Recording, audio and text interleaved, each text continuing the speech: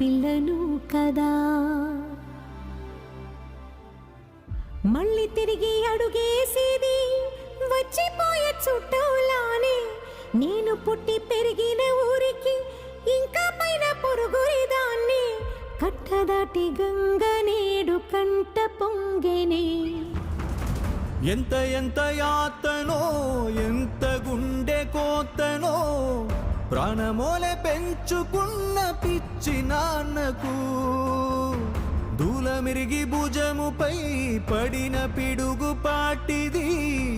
ఇంత కన్న నరకమే లేదు జన్మకు.